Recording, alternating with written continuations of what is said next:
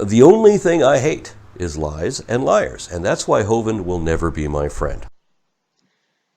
This video is not a commentary on the debate between AronRa and Kent Hovind on the nonSequitur show. It does not attempt to make any determination as to who won the debate, or how reasonable or how well presented the arguments were on either side. Instead, it asks a simple question. Did AronRa, Steve McRae and Kyle Curtis lie to their viewers when they stated that Hovind's objections that he had not received equal time were false? We ask this question in order to promote critical analysis and to give an insight into logic and the methodology of evidence. Let's start by having a look at the claims made. This was a discussion, and in a discussion that you have with people, there is not a set standard of time that you have, nor did we set one with him going in. If we had, that would be a completely different story. But here Curtis makes the claim that the interaction between Ra and Hovind was a discussion and not a debate. This is in fact a true statement, supported by the fact that during the introduction at the start of the show, McRae mentioned that it would be a free-for-all, free-flowing, organic discussion, and mentioned that he and Curtis would be taking a step back. For this discussion, I think that they both should spend at least a minute or two kind of introducing themselves, giving their position and why they're having this discussion, and then we'll kind of jump right into it and kind of have just a free-for-all organic conversation between the both of them. Ken, I want you, if you're possible, can you start, give about 1 or 2 minutes, explain who you are, your position, and then we'll have Aaron do the same? What we kind of figured was, because it's not going to be a structured debate, and there's so much that I think you gentlemen have to discuss, I'm just going to kind of throw it over to you guys. And Kyle and I kind of going to step back, let you guys have this a very free-flowing, organic conversation. All right then, case closed. Boring video, right? But before we go, let's play a simple word association game. Yes, debate has very strong connotations to rules, to win or lose, and the like. However, discussion brings to mind dialogue, an exchange of ideas to seek a resolution, and more pointedly, civil discourse.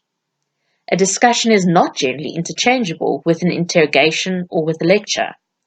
The narrative framing certainly appears to rely on an etymological fallacy as a semantic error. While Ra, Curtis, and McRae's seemingly painstaking attempts to distinguish a discussion from a debate may be perceived as dissembling, this is certainly not conclusive proof of a lie, as a lie is not generally interchangeable with a mistake. In order to be a lie, there must be an intent to deceive. So at worst, this is a case of poor communication and a large expectation gap, right? Let's indulge for a moment and ask ourselves if Hovind had a reasonable expectation of equal time, even if this was not explicitly stated. In the clip that follows, note McRae's assertion that he had previously moderated somewhere upwards of 8 debates, specifically with Hovind, and that he was aware of Hovind's insistence on getting half the time. Let me reiterate what Kyle said for clarification purposes. We did go extensively out of our way not to bill this as a debate for multiple different reasons, and one of which we do know Kent has that 50-50, and I've always abided by it. I've ran 8, 9, 10 debates, whatever, that he's had, and I have abided by it. But I made it very clear to him and to Rhonda, this is not a moderated discussion. This is basically 2 people having a discussion, and we will intervene when we think that the audience needs clarification, or if it's not going anywhere, or you have to ask the same question 5,000 times.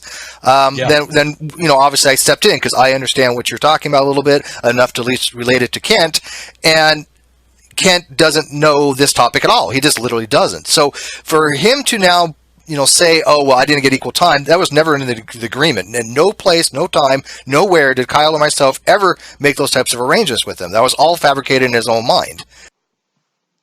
Muddying the waters is essentially a propaganda technique intended to push an uninvested observer to decline to form an opinion about a matter on the basis that they are contradicting claims, and that it is not possible, or rather practical, to establish which claim is more probable without expending disproportionate effort.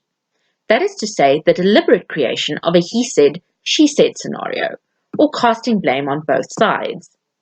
Additionally, it pushes the invested observer, allied to the speaker, to rely on the perceived credibility of that speaker. McRae pointedly asserts that there was never an agreement with Hovind regarding equal time, Whether this constitutes muddying of the waters for disinterested observers or gaslighting of those in the opposing camp depends entirely on whether the assertion is true or not. Let's have a look at Ra's repetition of these claims. But he was not promised equal time in any of the written negotiations I've seen, except for our opening statements. That's it. Written contracts are infinitely preferable to verbal agreements. Primary source documents are regarded as more reliable than secondary accounts. When it comes to verbal agreements, we are often not sure who's telling the truth. Even when both parties are acting in good faith, nuances may also be misremembered. However, is it appropriate for us to rely on the reference to a written contract, which we have not seen, in light of the fact that there is actually video of the specific subject matter being discussed during the original discussion itself? I would like to ask Kyle or one of the moderators to kind of keep time here, because Aaron keeps over-talking me and monopolizing the conversation. This is supposed to be a discussion. I would like equal time. Okay. Fair enough. Okay. He's asked you a question. Only approximately 10 minutes into a 2-hour discussion, we hear Hovind object for the first time that he is not being given the opportunity to contribute to the conversation. We hear him specifically state that he wants equal time.